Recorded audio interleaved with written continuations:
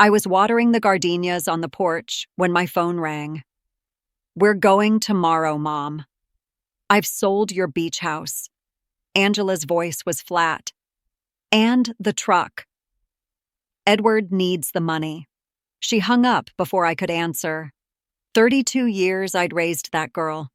32 years of sacrifice, of putting her first. It took her 30 seconds to erase it all. I set the phone down and took a deep breath. Then I smiled, because there was something Angela didn't know. My name is Antonia. 3 days before Robert died, he'd given me an envelope. I hadn't opened it yet, but I knew exactly who to call. I dialed Mr. Peterson, our family lawyer. "I need to see you today," I said. "It's about my daughter." My daughter was about to learn a lesson about respect, and I had all the time in the world to teach it. I hung up the phone and stared at the garden hose still running water onto the gardenias.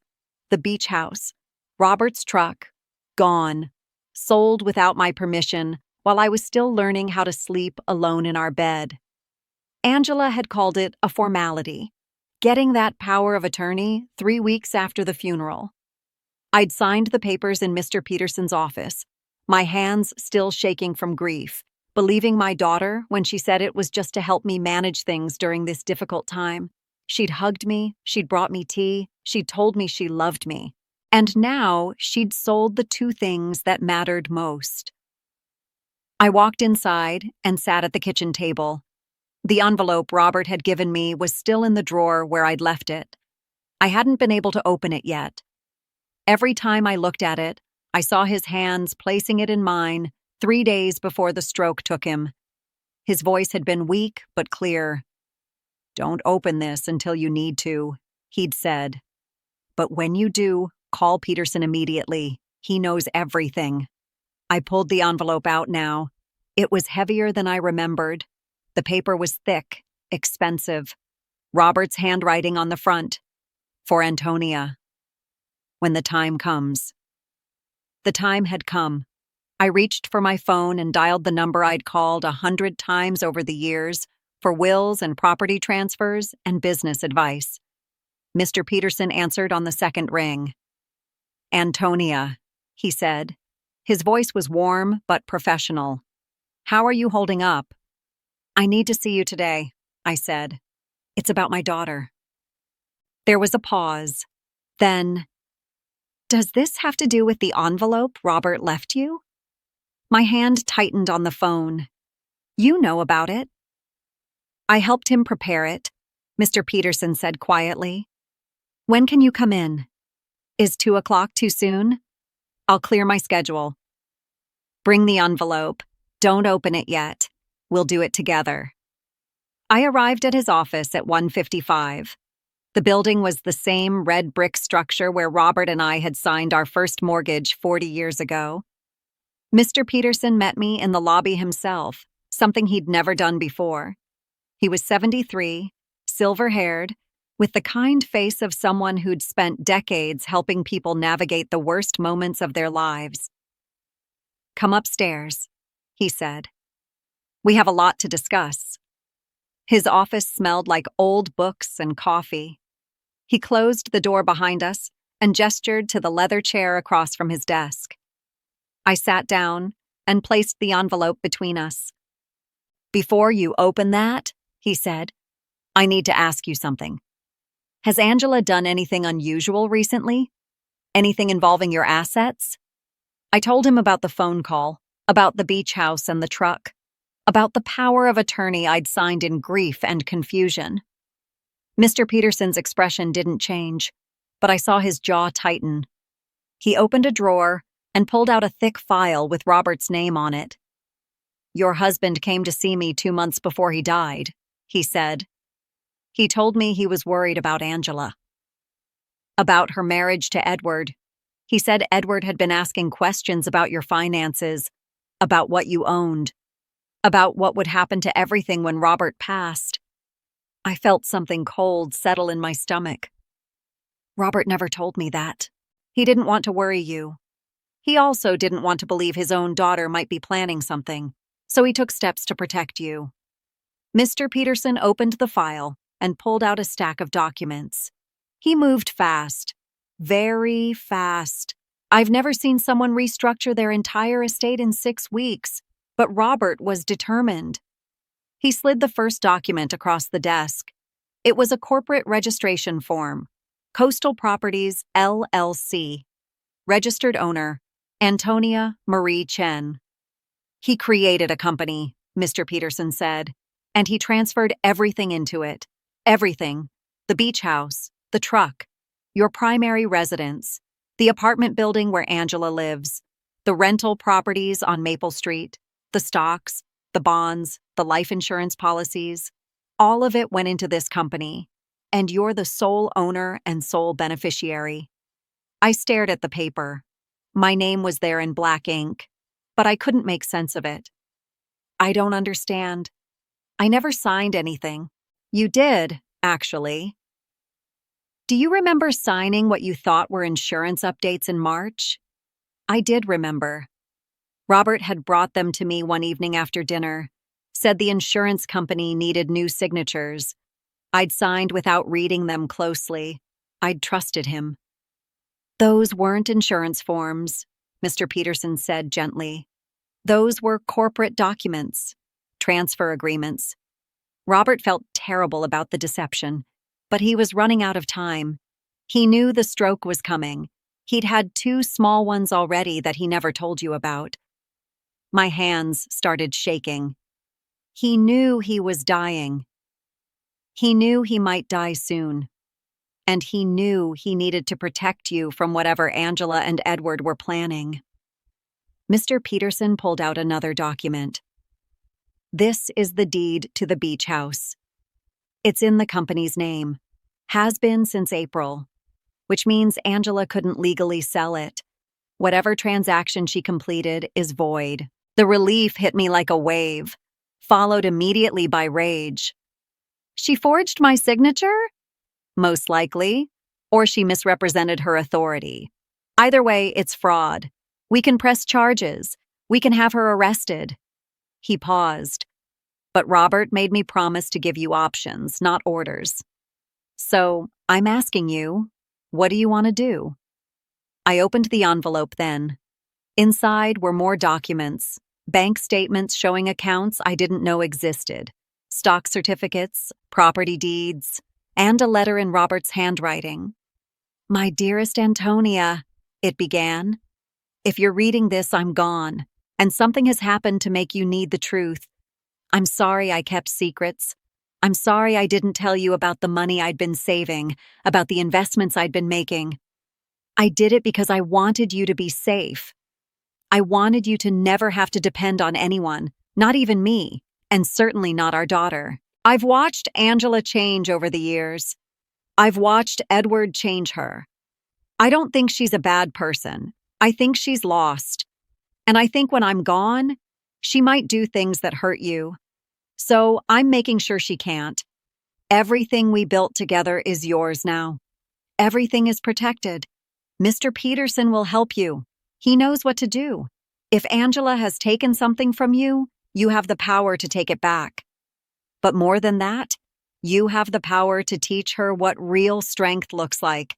Not cruelty, not revenge, just boundaries, just consequences, just the truth that actions matter and people aren't disposable. I love you. I love our daughter. And I trust you to do what's right. Always yours, Robert. I read it twice. Then I folded it carefully and put it back in the envelope. When I looked up, Mr. Peterson was watching me with patient eyes. He left you a fortune, he said quietly.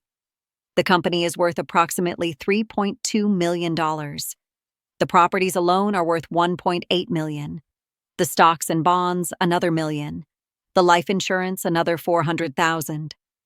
And the beach house, if you wanted to sell it, would bring in at least $600,000 in today's market. I couldn't process the numbers. I'd known Robert was good with money. I'd known he'd saved carefully, invested wisely. But this was beyond anything I'd imagined.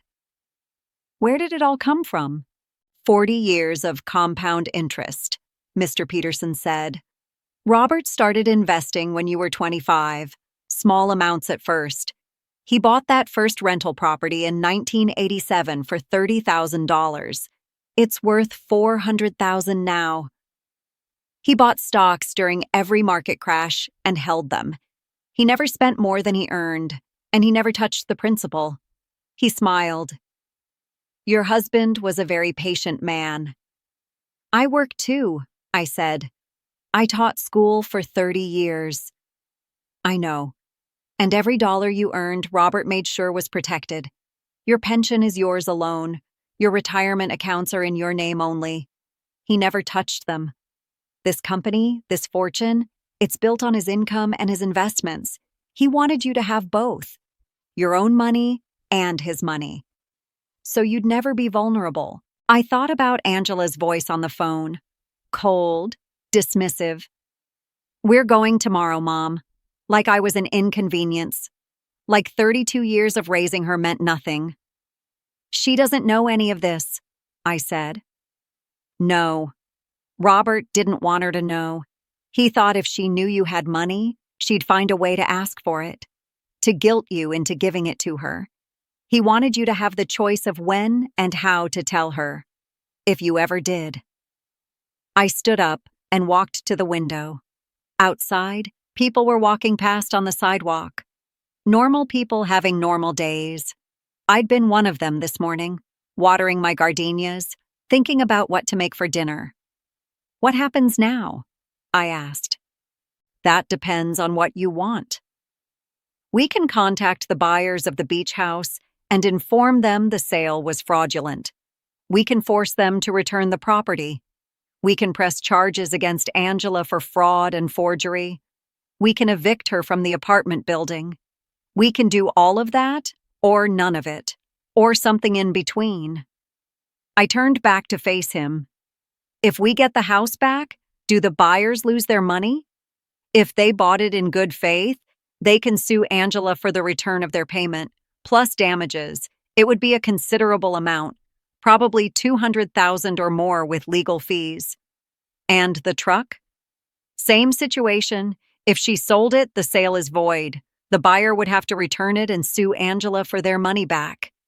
I sat back down. My mind was working through it all, piece by piece. Angela in Europe with Edward. Angela spending money she thought she'd gotten from selling my house. Angela returning home to find legal papers and angry buyers and fraud charges. I want the house back, I said, and the truck. But I don't want to press charges yet. I want her to understand what she's done first. Mr. Peterson nodded. I can start the legal process to reverse the sales. It'll take a few weeks. The buyers won't be happy, but they'll have legal recourse against Angela. In the meantime, what do you want to do about the apartment? The apartment where she lives? Yes. She pays rent to a property management company. The company pays the rent to Coastal Properties, LLC. To you. She's been paying you rent for 3 years without knowing it. The irony wasn't lost on me. My daughter had sold my house while living in another house I owned. She'd tried to make me homeless while I was actually her landlord. Can I evict her? Yes, but it has to be done properly. 30 days notice, legal filing. We'd have to use the company name, not yours. She wouldn't know it was you until much later, if ever. Do it, I said. Start the eviction. Start recovering the house and the truck. And don't tell her any of this is connected to me. Mr. Peterson made notes on a legal pad. One more thing. The power of attorney you signed. We need to revoke it immediately. She could do more damage if she still has access. Yes, revoke it. I'll have the papers ready tomorrow. You'll need to sign them and have them notarized. Then I'll file them with the county. After that, Angela won't be able to touch anything in your name. He looked at me seriously. She's going to be angry when she finds out. Very angry. Are you prepared for that? I thought about Robert's letter, about the words teach her what real strength looks like. about boundaries and consequences, and the truth that actions matter. "I'm prepared," I said. I left Mr. Peterson's office at 4:30 with a folder full of documents and a list of things to do. Sign the revocation papers, change the locks on my house, transfer my mail to a P.O. box in case Angela tried to intercept anything, set up a new bank account at a different bank. Small steps, careful steps, the kind of steps you take when you're protecting yourself from someone you love. The drive home took 15 minutes. I spent the time thinking about the beach house. Robert and I had bought it 35 years ago, back when the coast was still affordable for teachers and factory workers. We'd saved for 3 years to make the down payment, $2,000. It seemed like nothing now, but then it had been everything. We'd spent every summer there. Angela had learned to swim in that ocean. She'd collected shells on that beach. We'd had birthday parties there, anniversaries, quiet weekends when it was just the three of us and the sound of the waves. Robert had proposed to me there.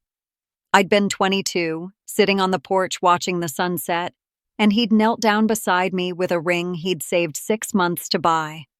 I'd said yes before he even finished asking.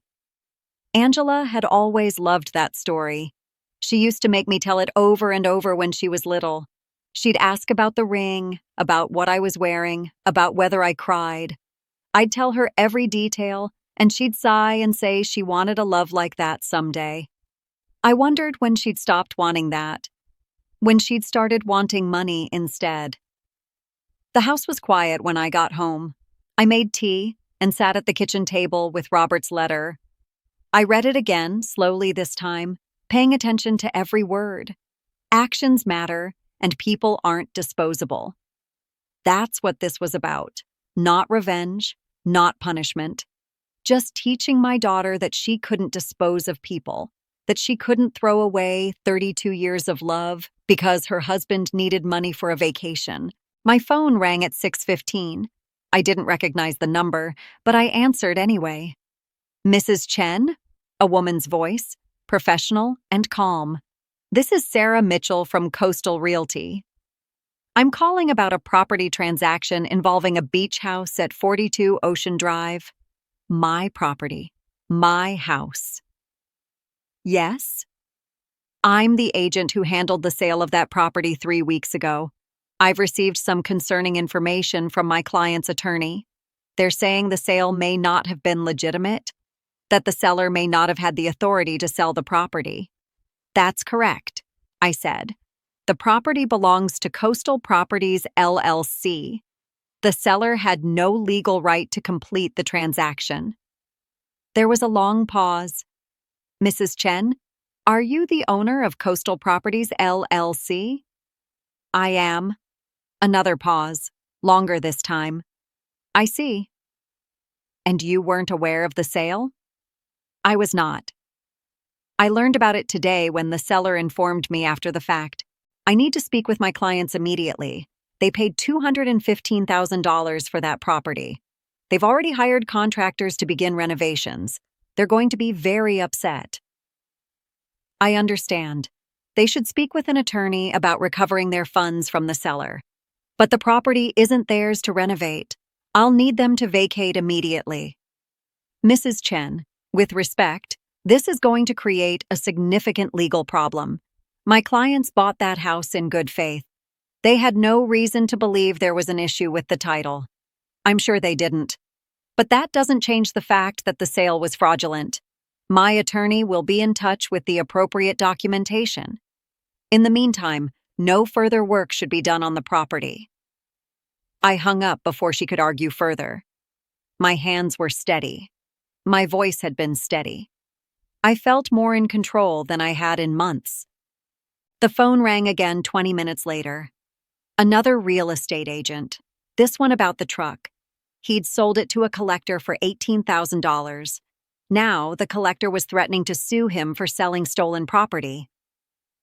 "The truck wasn't stolen," I said. "It was sold without the owner's permission." "There's a difference." "Not to the police, there isn't," the agent said angrily. "I could lose my license over this." Then you should be more careful about verifying ownership before completing sales. My attorney's name is James Peterson. Have your lawyer contact him. 3 calls total that evening. 2 agents and 1 very angry buyer who'd paid cash for the truck and now had nothing. They all wanted to know how to reach Angela. I gave them her number in Europe and wished them luck. At 9 o'clock, I called Mr. Peterson at home. It started, I told him. The buyers are figuring it out. Good. Let them be angry at her. She's the one who committed fraud. You're just protecting your assets. When will the eviction notice be delivered? 3 days. I'm having it sent by registered mail to her apartment and by email to her last known address. She'll have 30 days from receipt to vacate the premises. She's not going to take it well. No, he agreed. She's not. Are you ready for her to call you?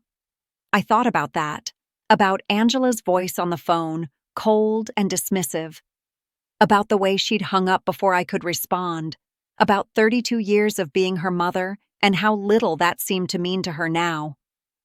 I'm ready, I said. But she didn't call. Not that night. Not the next day. Not the day after that. I went about my normal routine. I watered the gardenias. I went to the grocery store. I had lunch with my friend Margaret, who asked how I was holding up after Robert's death, and I told her I was doing better than expected. I didn't mention the $3.2 million. I didn't mention the beach house or the truck or the eviction notice. I just smiled and said I was taking things one day at a time. On the 4th day, I went back to Mr. Peterson's office to sign the power of attorney revocation. He had it ready, along with a notary.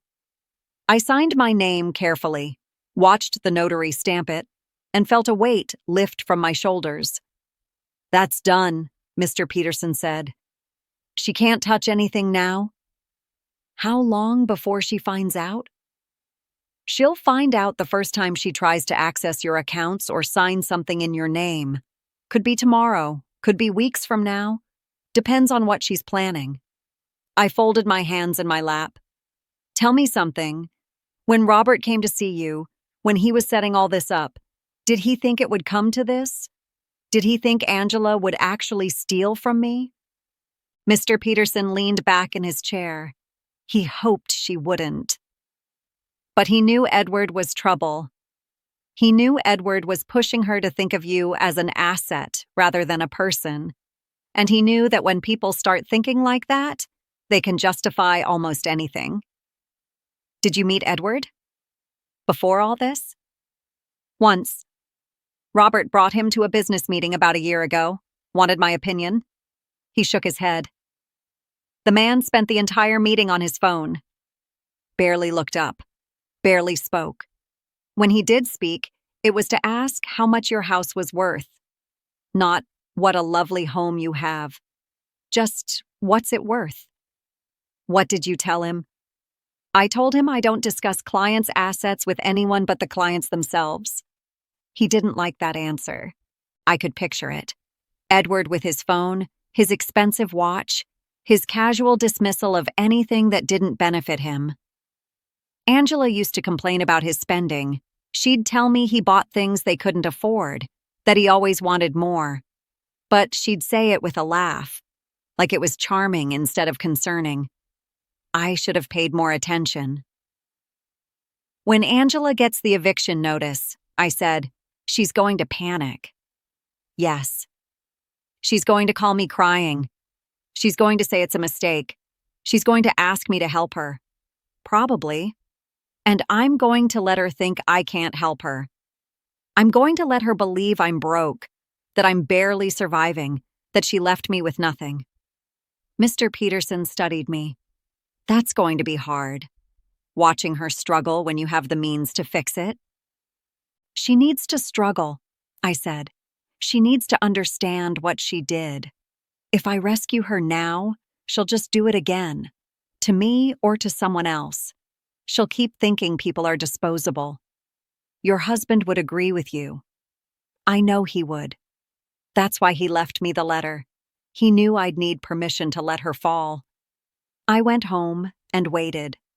The eviction notice was scheduled for delivery the next day. Angela would be in Paris, probably having breakfast at some cafe, spending the money from my house. She'd check her email and see the notice. She'd panic. She'd call, and I'd be ready. The call came at 4 in the morning. My phone lit up with an international number. I let it ring 3 times before answering. Mom? Angela's voice was sharp with panic. Mom, something's wrong. I got an email from some property company saying I'm being evicted. But that doesn't make sense. I pay my rent. I've never missed a payment. This has to be a mistake. I sat up in bed and turned on the lamp. What company? Coastal something.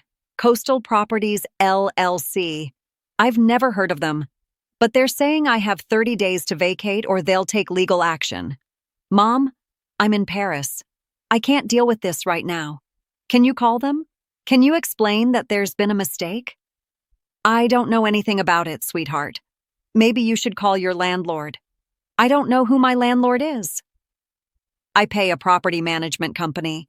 They handle everything. But this email is from a completely different company. It doesn't make sense. I could hear the fear in her voice. Real fear, not the cold dismissiveness from 4 days ago. She was starting to understand that something was wrong. I'm sure it'll sort itself out, I said gently. You're probably right that it's a mistake. Can you go to the apartment? Can you check the mail? Maybe there's more information there. I don't have a key anymore, remember? You changed the locks last year. A pause. Right. I forgot.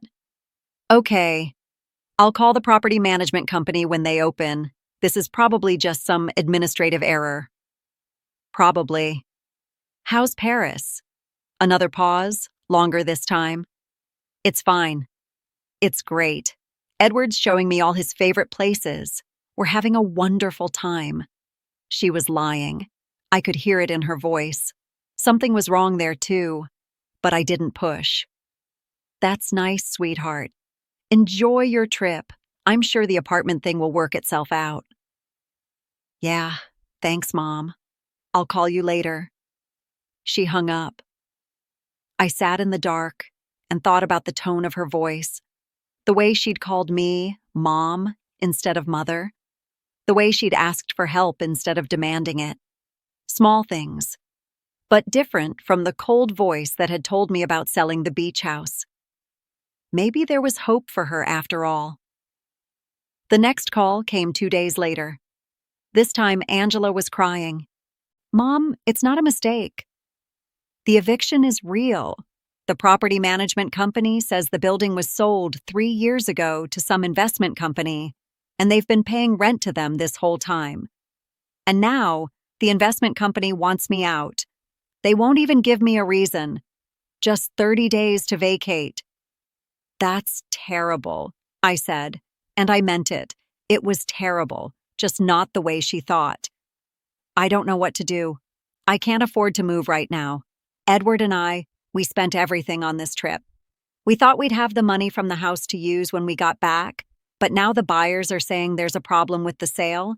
They're saying the house wasn't really mine to sell. They're threatening to sue me. Sue you? Why? I don't know. Dad left you the house. You signed the power of attorney. I had every right to sell it. But now they're saying the title wasn't clear or something? Their lawyer sent this horrible email about fraud and misrepresentation.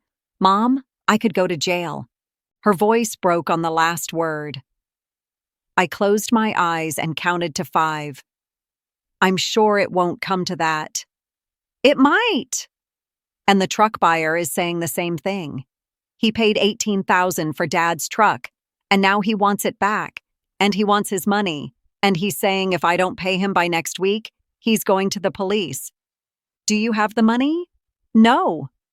We spent it. We're in Paris. We're staying at nice hotels and eating at nice restaurants. Edward said we deserved it after everything we'd been through. He said we should enjoy life while we could. While they could. While they had my money to spend. Maybe you should come home, I said quietly. We can't. Our flight isn't for another 10 days, and even when we get back, I don't know where I'm going to live. Mom, can I stay with you? Just for a little while until I figure things out? This was the moment when I could say yes and rescue her. The moment when I could write a check and make all her problems disappear. The moment when I could be the mother I'd always been. The one who fixed things and smoothed things over and made sure my daughter never had to face consequences. But that mother had raised a daughter who thought she could sell other people's belongings without permission. Who thought 32 years of love meant nothing. Who thought people were disposable. Of course you can stay with me, I said, for as long as you need. Thank you. Thank you so much. I'm sorry, Mom. I'm sorry about the house and the truck. I thought I was doing the right thing. Edward said it was just sitting there, that you weren't using them, that we might as well get some value out of them. He said you'd understand. Edward said. Edward said. Edward said. We'll talk about it when you get home, I told her. Just enjoy the rest of your trip. But she didn't sound like she was enjoying anything. She sounded terrified. She called 3 more times over the next week. Each call was worse than the last. The truck buyer had filed a police report. The house buyers had hired an attorney. The property management company had confirmed that the eviction was real and legal, and there was nothing they could do to stop it. And then, on the 8th day, she called crying so hard I could barely understand her. He left, she sobbed. Edward left. We had a fight about money and he just walked out. He said he was done. He said he'd given me his best years and I'd turned out to be worthless. Mom, he took everything. He emptied our joint account. He canceled our hotel reservation. I had to move to a hostel. I don't even have money for food. Where is he now? I don't know. He won't answer his phone. His email bounces back. It's like he just disappeared. She cried for 10 minutes straight. I sat on my porch with the phone pressed to my ear, listening to my daughter fall apart 8,000 miles away. Part of me wanted to fix it, wanted to wire her money, book her a flight home, make everything better. But the other part of me, the part that had read Robert's letter, knew this was necessary. This was the consequence. This was Angela learning that actions matter. Come home, I said finally. Use the credit card I gave you for emergencies. Book a flight today. I can't. Edward was holding the credit card. I don't have it anymore. Of course he had been. Of course he'd taken that too. Call the airline. Explain what happened. See if they'll let you change your ticket without a fee. I already tried. They want $500. I don't have it. What about your friends? Can anyone wire you money? I'm too embarrassed to ask. Everyone thinks Edward and I are this perfect couple. Everyone thinks we're having this amazing European adventure. I can't tell them he abandoned me in Paris. I thought about the $3.2 million, about how easy it would be to send her $500, about how it wouldn't even make a dent in my accounts. But easy wasn't the same as right. Go to the embassy, I said. The American embassy. Tell them you're stranded. They have programs for situations like this. They can loan you money for a flight home. Really? Really? Do it today. And Angela, when you get back, we need to have a serious conversation. I know we do. I'm so sorry, Mom. I'm so sorry about everything. She hung up. I sat there holding the phone, staring at the gardenias. They were still blooming, still beautiful, still the same as they'd been 9 days ago when Angela called to tell me she'd sold my house. But everything else had changed. Angela came home 4 days later. I picked her up at the airport. She looked terrible. Her eyes were red from crying. Her clothes were wrinkled. She'd lost weight. When she saw me, she dropped her suitcase and started sobbing. I hugged her. I couldn't help it. She was my daughter. She'd been abandoned in a foreign country by a man I'd never liked. She'd lost everything, and part of it was her own fault, but part of it was just life being cruel. "It's okay," I whispered. "You're home now. You're safe." "I'm so sorry," she said into my shoulder. "I'm so sorry about the house, about the truck, about all of it. Edward said it was fine. He said you wouldn't mind. He said we deserved to have nice things. And I believed him. I was so stupid. We'll talk about it at home. Let's just get you out of here."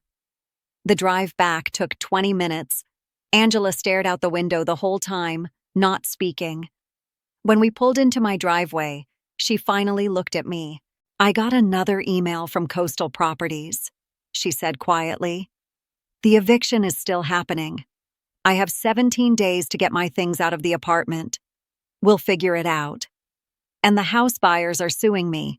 Their lawyer says I owe them $215,000 plus legal fees and damages. Mom, I don't have that kind of money. I don't have any money. Edward cleaned out everything." "I know, sweetheart. And there's more." She took a shaky breath. "The lawyer says Edward forged my signature on some loan documents. He took out almost $50,000 in my name from some private lender with really high interest rates, and now they're coming after me for payment. They're saying if I don't pay within 30 days, they'll sue me and put liens on any property I own." $50,000. On top of the $215,000, on top of whatever else Edward had done. Angela covered her face with her hands. "I'm ruined. I'm completely ruined. I'm going to lose everything. I'm going to be homeless. I'm going to have my wages garnished for the rest of my life." "Mom, what am I going to do?" I pulled into the driveway and turned off the car. "First, you're going to come inside. Second, you're going to take a shower and eat something. Third, we're going to make a plan." "What kind of plan?" "The kind that deals with one problem at a time." She followed me inside like a lost child. I made her a sandwich while she showered. When she came out, she was wearing one of my old robes. Her hair was wet. She looked young. She looked like the little girl who used to make me tell her about Robert's proposal. "Sit," I said, pointing to the kitchen table. She sat. She ate the sandwich in silence. When she was done, she looked at me with haunted eyes. "I know you're angry at me. I know I don't deserve your help, but I don't know what else to do. I don't have anywhere else to go." "I'm not going to throw you out," I said. "You're my daughter. This is your home for as long as you need it." "Even after what I did?" "Even then." She started crying again. I thought I was being smart. Edward made it all sound so reasonable. He said the house was just sitting there empty. He said the truck was rotting in your garage. He said you had the life insurance money and Social Security and you didn't need those things anymore. He said we could use them to build our future. And you believed him. I did. I wanted to believe him. He made me feel like I was finally thinking about myself for once. Like I wasn't just your daughter or Dad's daughter. Like I was my own person, making my own decisions. "You were making decisions," I said quietly. "They were just bad decisions. I know that now. But I didn't know it then. I thought I was being strong, independent. I thought I was taking charge of my life." I sat down across from her. "Angela, I need to ask you something, and I need you to be honest. Did you sell the house and the truck because you needed money? Or did you do it because Edward wanted you to?" She was quiet for a long time. Finally, she whispered, "Both. We needed money. Or I thought we did. Edward was always talking about investments and opportunities. He said we needed capital to make money. He said we were thinking too small, and I wanted to help him. I wanted to be a good wife. I wanted him to be proud of me. And now he's gone. And now he's gone," she echoed. "He used me. He used my grief over Dad to manipulate me into getting the power of attorney. Then he used the power of attorney to steal from you. And then he left me to deal with the consequences. Yes, I said. He did. I'm so sorry, Mom. I'm so, so sorry. I looked at my daughter, at her red eyes and her wet hair and her borrowed robe, at the wreckage Edward had made of her life, at the wreckage she'd helped him make. I forgive you, I said. Her head snapped up. What? I forgive you. What you did was wrong. It was hurtful and illegal and stupid. But you're my daughter, and I forgive you. How can you forgive me? I sold your house. I sold Dad's truck. I tried to steal from you. You did. And you're going to have to live with that. But forgiveness doesn't mean there are no consequences. It just means I'm not going to hate you while you face them. She put her head down on the table and sobbed. I reached across and put my hand on her shoulder. We sat like that for a long time. When she finally stopped crying, she lifted her head and wiped her eyes. What am I going to do? About the lawsuits? About the eviction? About the debt? I stood up and walked to the counter. I poured 2 glasses of water and brought them back to the table. First, you're going to talk to a lawyer. A real lawyer. Not someone Edward recommended. Someone who will actually help you. I can't afford a lawyer. I know someone who might help. Mr. Peterson. He was your father's attorney. He handled our estate planning. He's a good man, and he'll be honest with you about your options. Angela wrapped her hands around the glass of water, but didn't drink. Will he even take my call after what I did? I'll ask him. But Angela, you need to understand something. I can give you a place to stay. I can feed you. I can help you make a plan, but I can't fix this for you. You made these choices. You have to face the consequences. I know. Do you? Because for years, every time something went wrong, I fixed it. When you crashed the car in high school, I paid for the repairs. When you dropped out of college, I didn't make you pay back the tuition. When you and Edward couldn't afford your wedding, I paid for half of it. I've been fixing things for you your whole life. Her face crumpled. I know you have. And I took advantage of that. I took advantage of you. Yes, you did. So this time, I'm not going to fix it. I'm going to help you figure out how to fix it yourself. But you have to do the work. You have to face the people you hurt. You have to make amends. You have to rebuild your life from scratch.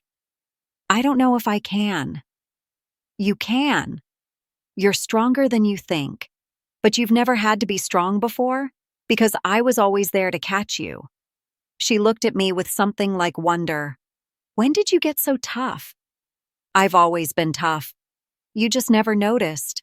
The next morning, I called Mr. Peterson. I explained that Angela was home, that she knew about the lawsuits, and that she needed legal advice. I didn't tell him I'd forgiven her. I didn't tell him we'd had a long talk. I just asked if he'd be willing to meet with her. Does she know you're calling me? He asked. Yes, she's sitting right here. Put her on. I handed the phone to Angela. She looked terrified, but she took it. Mr. Peterson, this is Angela Chen. I know you probably hate me right now, but I need help. I've made terrible mistakes, and I don't know how to fix them. She listened for a moment. Yes, sir. I understand. Thank you. I'll be there at 2. She handed the phone back to me. He wants to see me this afternoon. He said he'll review my situation and give me advice. But he also said it's going to be bad. Really bad. I'm sure it will be. But at least you'll know exactly what you're dealing with. Angela spent the morning pacing. She couldn't eat. She couldn't sit still. She kept checking her phone like somehow the problems would disappear if she looked at them enough times. At 1:30, we drove to Mr. Peterson's office. I walked her to the door but didn't go inside. You're not coming with me? She asked. No. This is something you need to do alone. But I don't know what to say. I don't know how to explain what happened. Tell him the truth. That's all you can do. She nodded and went inside. I sat in the car and waited. 45 minutes passed. An hour and 15 minutes. Finally, Angela came out. Her face was pale, but she wasn't crying. "How bad?" I asked when she got in the car. "Bad. The house buyers are definitely suing. Their lawyer already filed the paperwork. Mr. Peterson says I'll probably lose because I can't prove I had the right to sell the house. The power of attorney you gave me didn't actually give me authority over the property because it wasn't in your name. It was in some company's name." Coastal Properties. I kept my expression neutral. "What about the truck?" "Same thing. The buyer is threatening criminal charges for selling stolen property. Mr. Peterson says it probably won't go anywhere because I didn't technically steal it. I just sold something I didn't own. But it's still fraud. And the debt Edward created in my name is real. He forged my signature, but proving that is going to be almost impossible because we were married. The lender will argue I benefited from the money. Did you? I don't know. Maybe.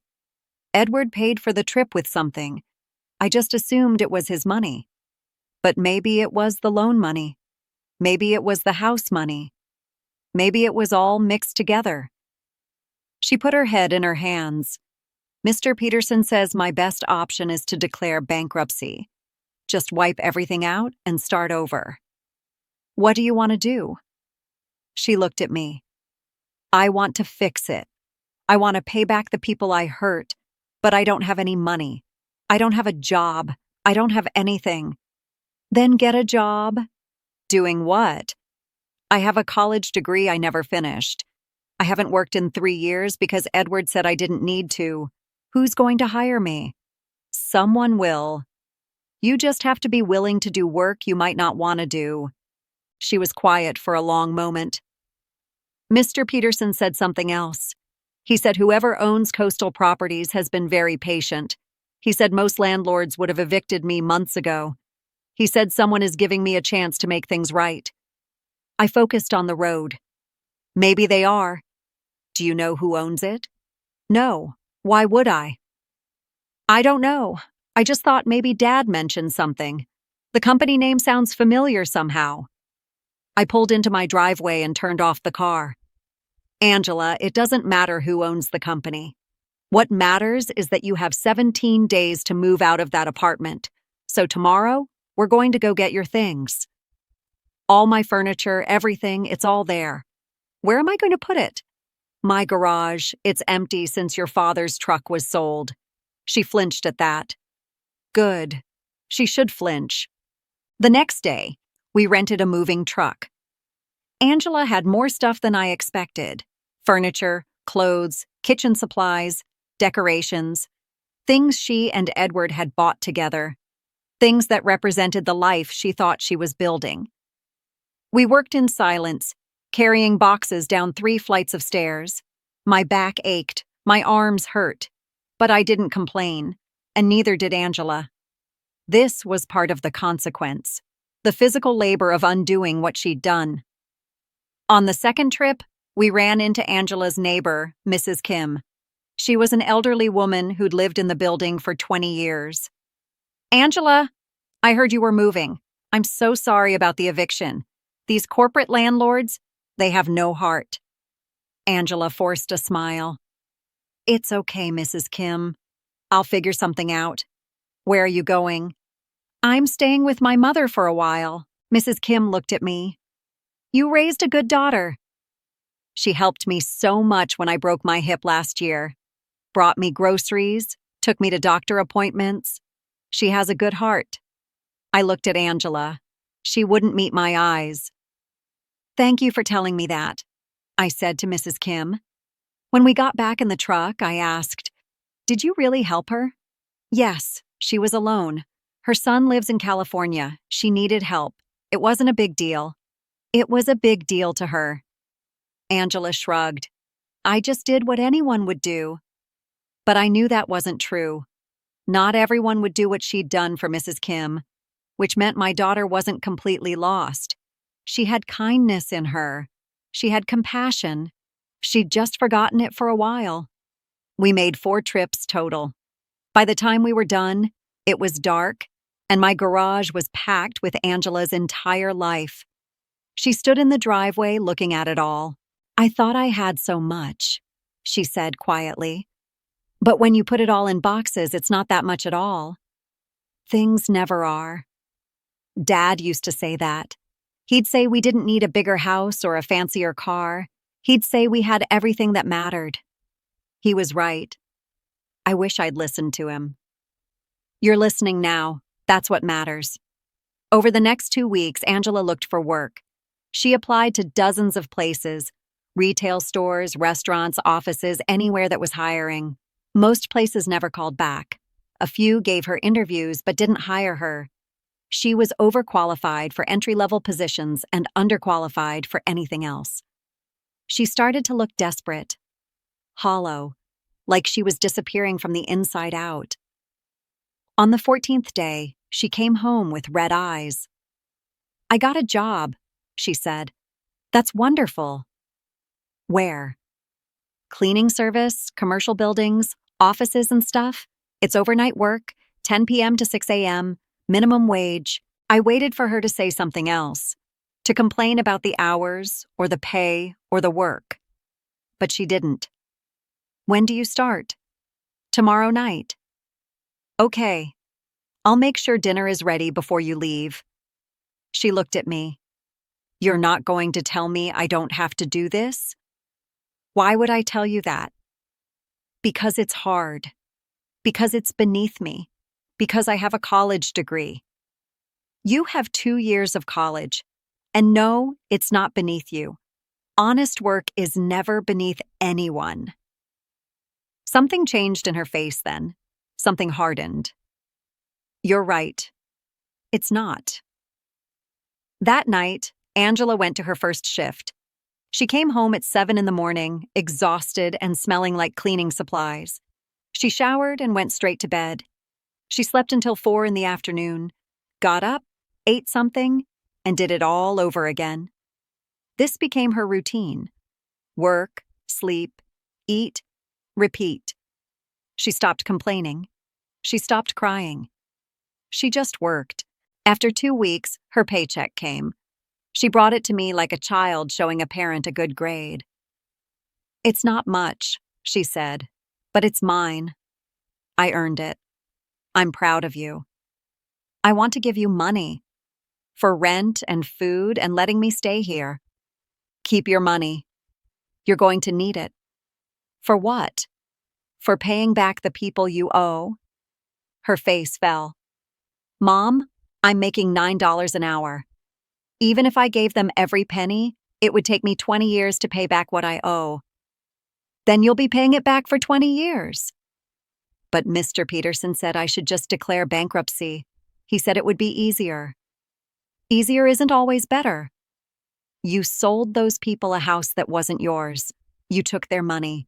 You owe them more than just a legal settlement. You owe them an apology and restitution." "I can't afford restitution. Not all at once. But you can make payments, small payments. Whatever you can afford.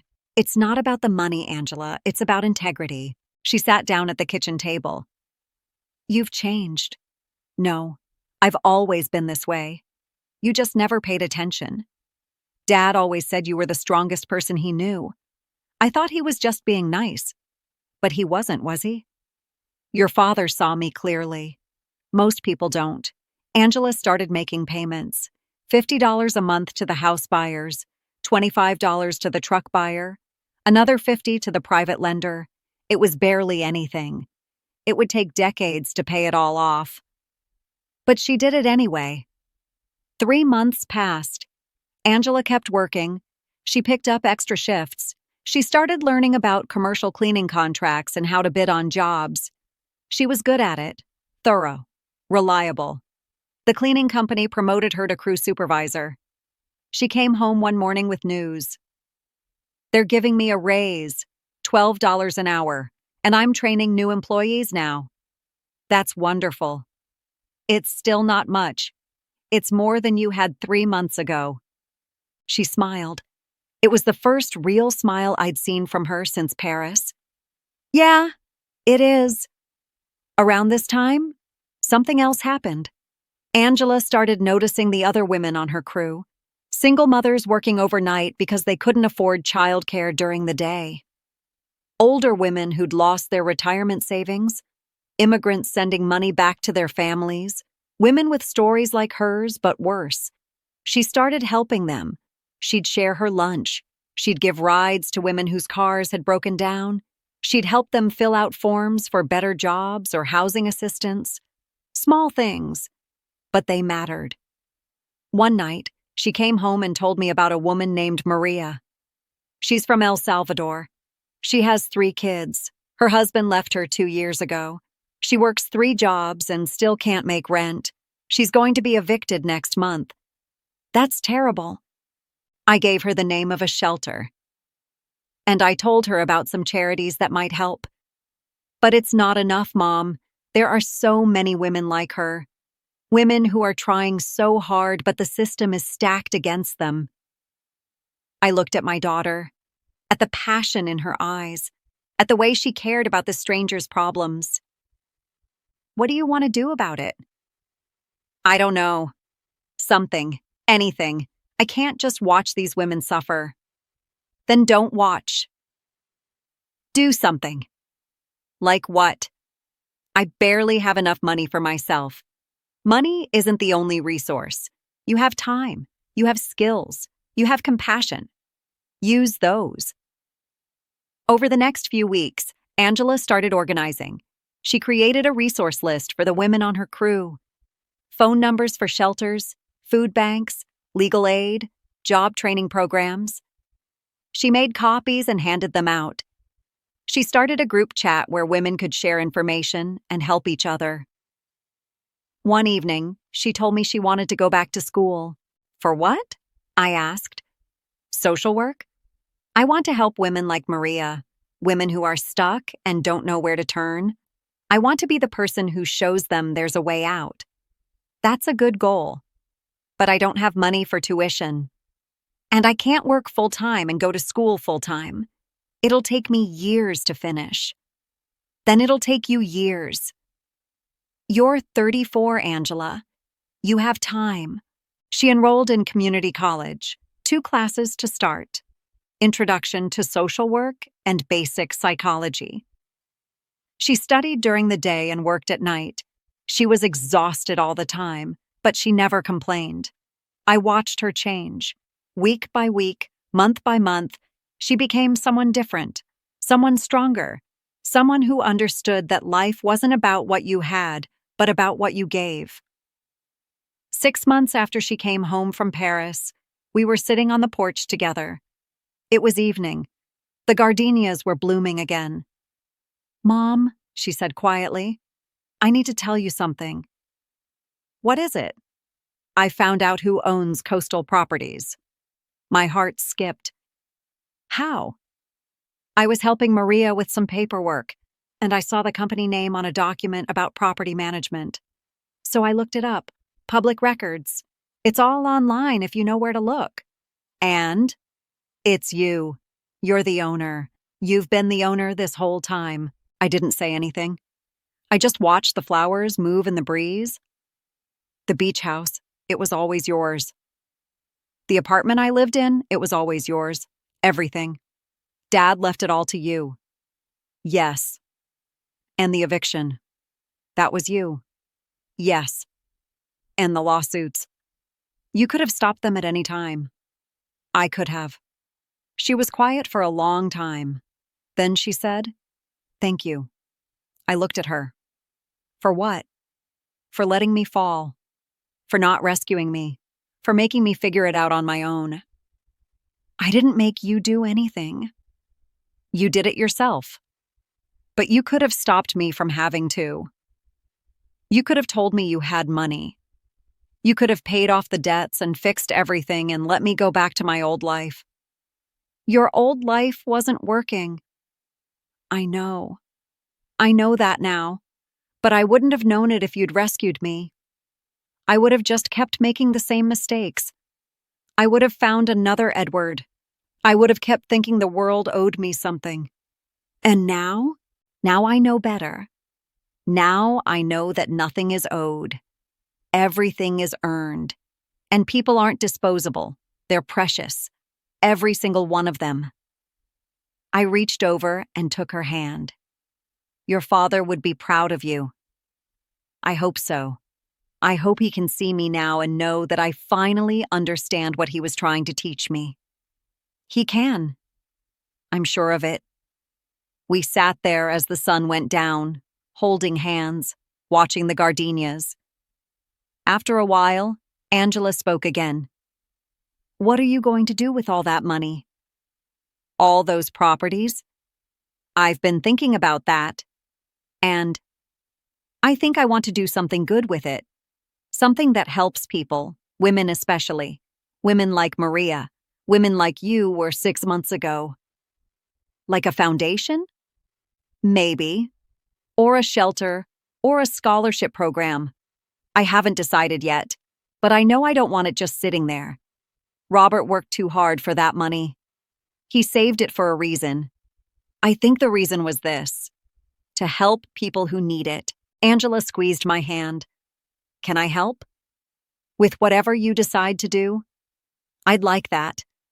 There's something else, she said. Something I've been thinking about. What? The beach house. I know it's yours now. I know the sale was reversed, but I also know it's just sitting there empty. And I was thinking, what if we turned it into something useful? What if we made it a place where women could go when they needed to escape, when they needed safety? We could fix it up, make it comfortable, staff it with counselors and social workers, make it a real refuge.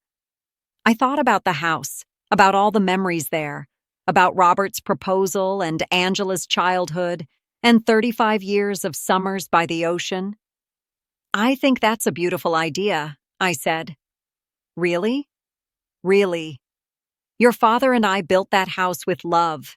It seems right that it should keep being a place of love, just for more people than just our family. Angela started crying, not sad crying, happy crying. Thank you, Mom, for everything, for not giving up on me, for loving me even when I didn't deserve it. You always deserved it. You just had to learn how to deserve your own respect. The next day, I called Mr. Peterson.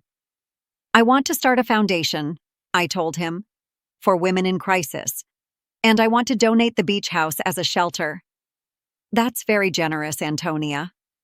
What brought this on? My daughter. She showed me what's possible when people are given second chances. Angela is doing well, then? She's doing better than well. She's doing beautifully. I'm glad to hear it. Robert would be pleased. I think he would be. Mr. Peterson helped me set up the foundation. We called it the Robert Chen Second Chances Foundation. Its mission was to provide temporary housing, counseling, job training, and legal aid to women escaping difficult situations. The beach house became our first shelter. We renovated it carefully, keeping the things that mattered. The porch where Robert proposed, the kitchen where we'd made countless family meals, the bedrooms where Angela had slept as a child. But we added things too: private counseling rooms, a computer lab for job searches, a children's play area. Angela helped with every step. She worked with architects and contractors. She interviewed counselors and staff. She created intake procedures and resource lists. She threw herself into the project with complete dedication. On the day we opened, 20 women came. 20 women who needed safety and hope and a second chance. We fed them. We listened to their stories. We helped them make plans. Angela stood on the porch, the same porch where I'd been standing when she called me 9 months earlier, and she looked out at the ocean. It's perfect, she said. This is exactly what it should be. Your father would agree. I wish he could see it. He can. I'm sure of it. That night, after everyone had gone to bed, Angela and I sat on the beach. The waves were gentle. The stars were bright. I got a letter from Edward, she said. When? Last week. He's in Paris. He wants to meet. He says he's sorry. He says he made mistakes, and he wants to make things right. What are you going to do? Nothing. I'm not going to respond. The woman he left in Paris doesn't exist anymore. She died somewhere between the hostel and the plane ride home. The woman I am now doesn't need his apologies. Good. Is that terrible? That I don't forgive him?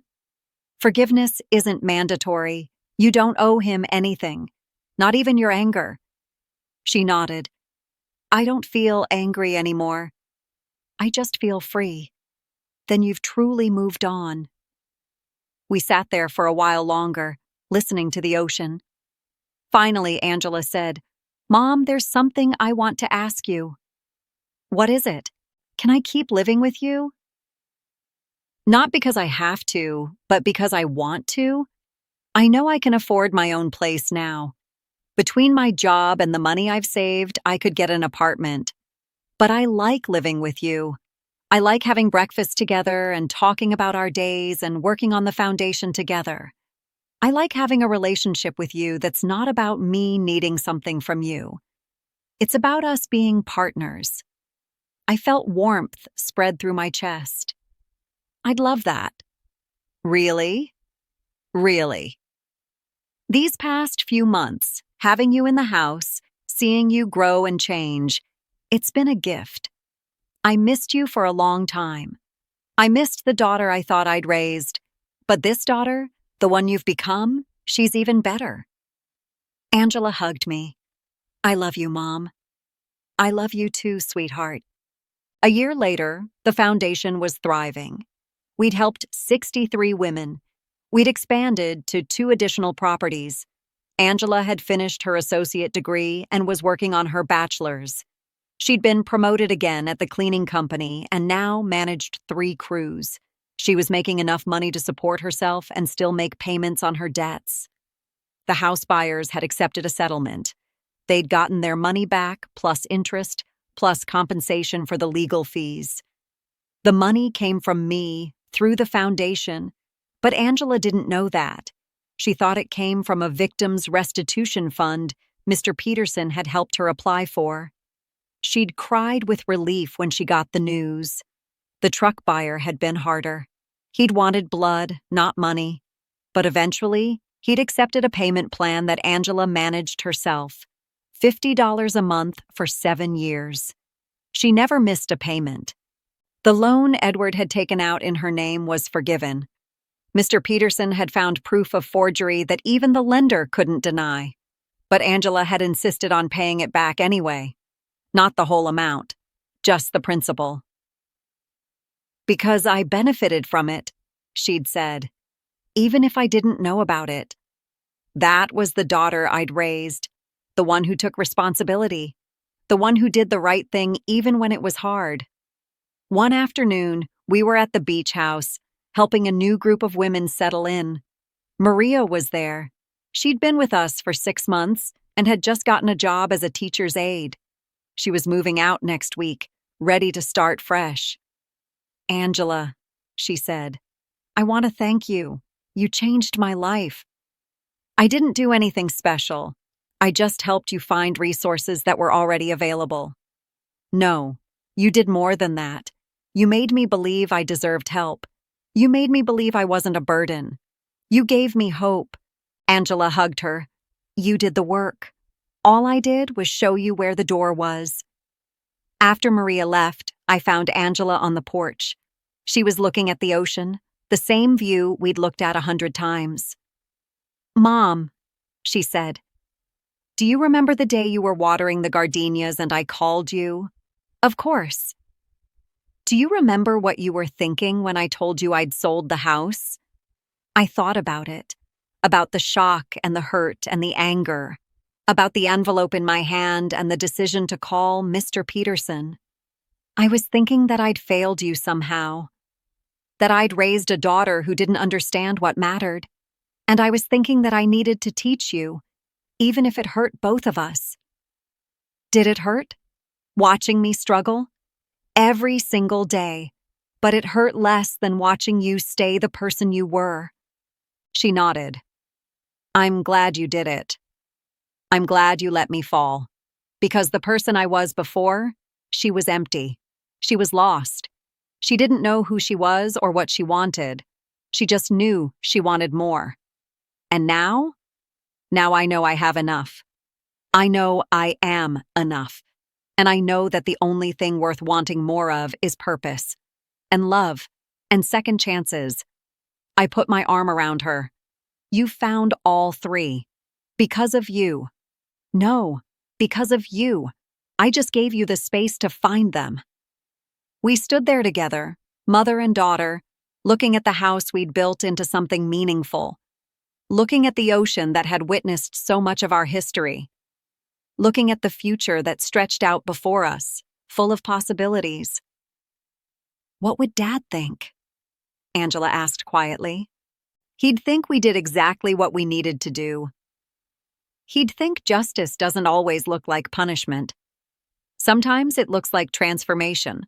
Sometimes it looks like love that's tough enough to let people face consequences and soft enough to be there when they're ready to come home. I'm home, she said. I know you are. The sun was setting. The sky was pink and orange and purple.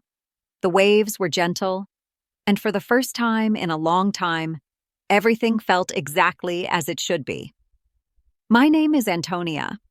I'm 67 years old. I'm a widow, a mother, a landlord, a philanthropist, and a woman who learned that the greatest gift you can give someone you love is the space to become who they're meant to be. My daughter sold my house without permission. She betrayed my trust. She broke my heart. And then she put it back together, piece by piece, through hard work and humility and genuine transformation. The beach house is full of women who need second chances. My daughter is one of them, and every day we work together to make sure that when women fall, there's a soft place to land and strong hands to help them stand back up. That's what Robert wanted. That's what he worked for. That's what his fortune was meant to do. And that's what we're doing, my daughter and I, together. Building something that matters. Building something that lasts. Building something that helps. One woman at a time. One second chance at a time. One day at a time. And every morning, when I water the gardenias on my porch, I remember the day everything changed. The day my daughter took everything from me, and I took nothing back, except the opportunity to teach her what really matters. Love, respect, integrity, purpose. Those are the things that last. Those are the things that matter. And those are the things we're passing on to every woman who walks through the doors of the Robert Chen Second Chances Foundation. My daughter learned her lesson. But more than that, she learned who she really is. And she's using that knowledge to help other women learn the same thing. That's justice. That's redemption. That's what happens when you love someone enough to let them fall and strong enough to help them rise. And that's the story I wanted to tell. Not a story about revenge or punishment or anger, but a story about transformation and forgiveness, and the kind of love that doesn't rescue people from their consequences, but walks beside them while they face them. My daughter is stronger now than she ever was. She's kinder. She's wiser. She's the woman I always hoped she'd become. And I'm proud of her. So proud. Robert would be proud too. And somewhere, I think he's smiling, knowing that his daughter finally understands what he spent his whole life trying to teach her. That people aren't disposable. That love isn't convenient. And that the greatest wealth isn't what you have in your bank account, but what you give away to people who need it more than you do. That's the legacy he left. Not money. Not properties. Not stocks or bonds or beach houses. But love. Strong, enduring, transformative love. And that's the legacy we're passing on. One second chance at a time.